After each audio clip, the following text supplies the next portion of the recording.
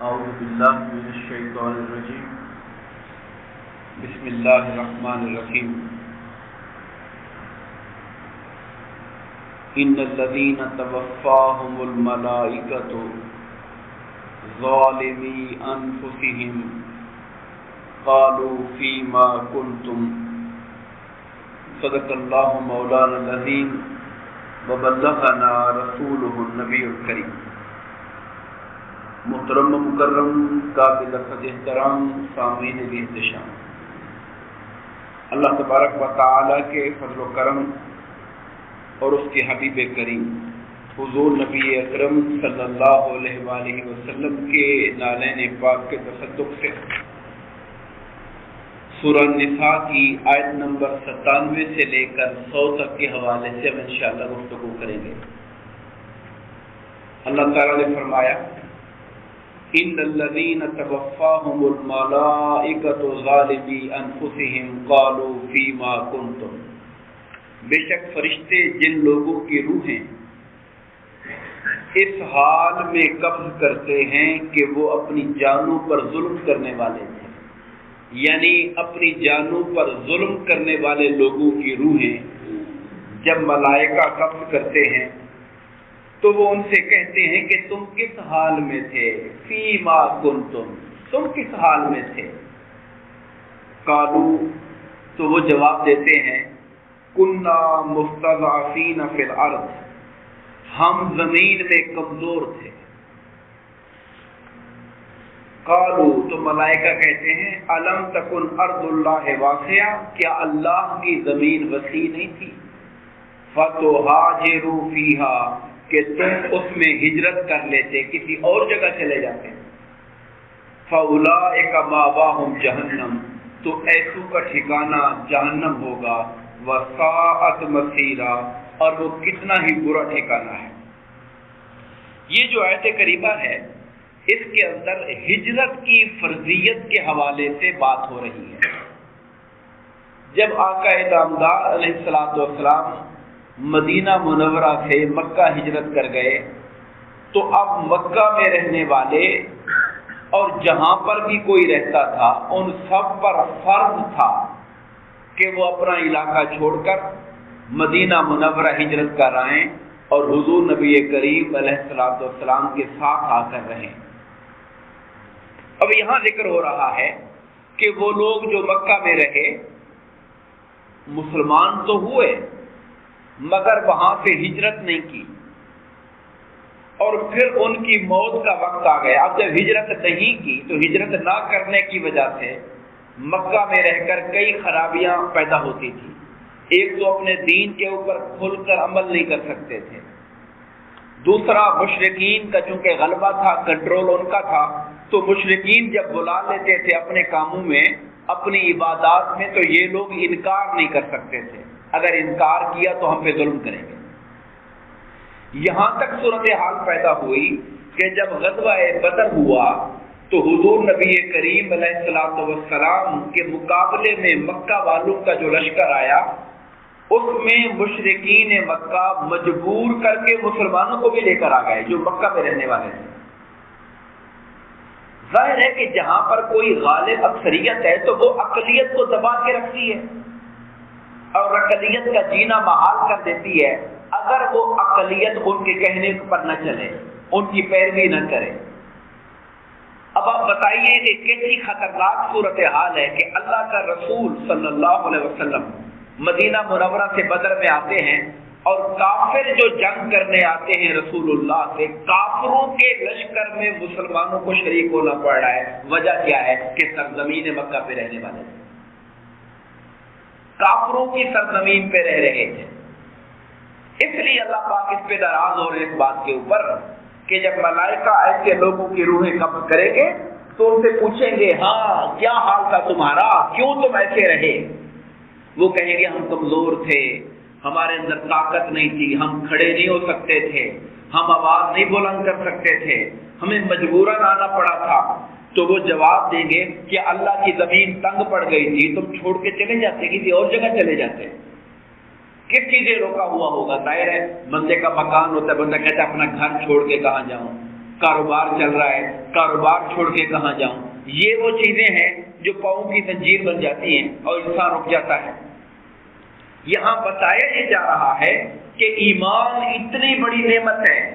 کہ ایمان کے تحفظ کے لیے اگر اپنا وطن چھوڑنا پڑے، اپنا گھر بار چھوڑنا پڑے تو چھوڑا جائے گا، اپنے ایمان کو کافروں کے حوالے نہیں کیا جائے گا۔ آپ دیکھتے ہیں کہ خود ہمارے آقا انعامدار علیہ الصلوۃ والسلام، آپ کو مکہ سے بے پناہ محبت تھی، مگر جب اہل مکہ نے مکہ کے اندر تبلیغ دین کے راستوں کو بند کر دیا اور مسلمانوں کا وہاں پہ رہنا مشکل کر دیا تو پہلے ہجرت حبشہ ہوئی۔ ہجرت حبشہ کیوں ہوئی؟ کیوں مسلمان مکہ چھوڑ کے حبشہ گئے؟ فقط اپنے دین کو بچانے کے لیے، اپنے ایمان کو بچانے کے لیے۔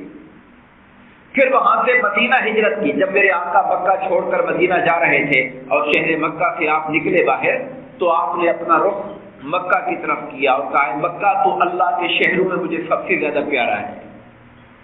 میں تجھے کبھی نہ چھوڑتا اگر یہاں کے رہنے والے مجھے نکلنے پر مجبور نہ کر دیتے۔ وطن سے محبت کا بھی اظہار ہو رہا ہے کہ مکہ تو مجھے سب سے زیادہ پیارا ہے، محبت کا بھی اظہار ہے وطن کے ساتھ، مگر وطن کی محبت سے بھی اوپر ایک محبت ہے، وہ ہے اللہ اور اس کے رسول اور اپنے دین اور ایمان کی محبت۔ تو اس سے میں آقا نے اگر اہل مکہ مجھے مجبور نہ کرتے میں کبھی اس شہر کو نہ چھوڑتا۔ جب رسول اللہ صلی اللہ علیہ وسلم شہر مکہ چھوڑ کر مدینہ چلے گئے تو اب مسلمانوں پر لازم تھا کہ وہ نصرت رسول کریں، اللہ کے رسول کی مدد کے لیے نکلیں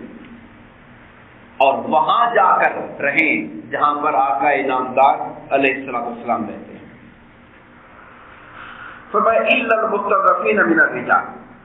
سوائے ان لوگوں کے جو واقعتاً کمزور تھے مردوں میں اور والنساء عورتوں میں والولدان اور بچوں میں، لا یستطیعون حیلۃ، جن کے پاس کوئی سر و سامان ہی نہیں تھا ہجرت کرنے کا، یعنی وہ وہاں پر کسی مال کی محبت میں نہیں رہ رہے تھے بلکہ وہاں سے نکلنے کے لیے سواری نہیں تھی ان کے پاس، ان کا نہ کوئی گائیڈ تھا۔ اب اس زمانے میں مکہ سے مدینہ 450 کلومیٹر کا سفر کرنا، جب سوائے گھوڑوں کے اور سوائے اونٹوں کے اور کوئی رستہ نہیں تھا، اور جس کے پاس نہ اپنا گھوڑا ہو نہ اپنی اونٹ ہو، اور پھر اس رستے کا کوئی ان کا دکھانے والا گائیڈ بھی نہ ہو تو ان کے لیے ممکن نہیں تھا سفر کرنا وہاں سے۔ کہا واقعتاً جو کمزور تھے مردوں میں سے، عورتوں میں سے، بچوں میں سے، جن کے پاس نہ کوئی تدبیر تھی اور نہ ہی وہ رستے کو جانتے تھے،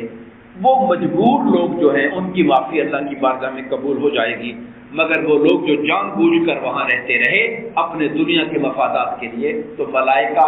ان کے اوپر ضرور سوال و جواب کریں گے اور پوچھیں گے۔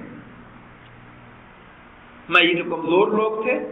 فَأُولَٰئِكَ عَسَى اللَّهُ أَن يَعْفُوَ عَنْهُمْ، اللہ تعالیٰ ان کی معافی قبول فرما لے گا، ان کو معاف کر دے گا۔ وَكَانَ اللَّهُ عَفُوًّا غَفُورًا، اور بے شک اللہ تعالیٰ بہت بخشنے والا اور نہایت معاف فرمانے والا ہے۔ پھر فرمایا وَمَن يُهَاجِرْ فِي سَبِيلِ اللَّهِ، جو اللہ کی راہ میں ہجرت کرے گا، يَجِدْ فِي الْأَرْضِ مُرَاغَمًا كَثِيرًا،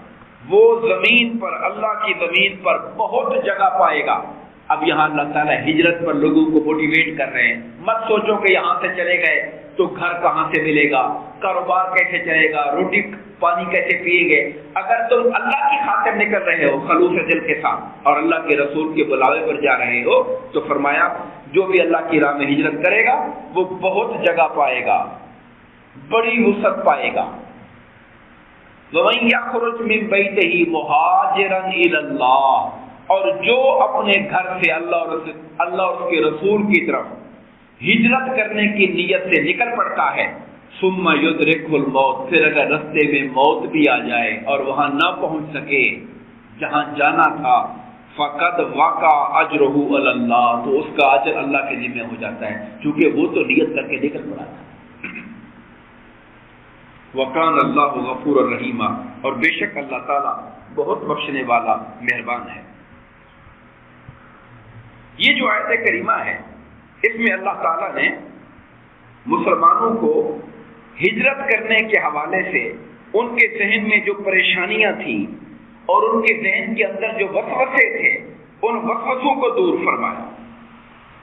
اور فرمایا کہ اگر تم اللہ کی راہ میں ہجرت کرو گے، مسلمانوں کی مثال سامنے آپ دیکھتے ہیں، جو لوگ آقا نامدار علیہ السلام کے ساتھ مدینہ منورہ گئے تھے، اگرچہ ان کے گھر بار وہی رہ گئے تھے، کاروبار وہی رہ گئے تھے، مگر اللہ تعالیٰ کے رسول صلی اللہ علیہ وسلم نے ایک ایسا نظام بنایا تھا جس کو مواخات مدینہ کہتے ہیں، جس کی روشنی میں مکہ کے آنے والے مہاجروں کو سیٹل کیا گیا۔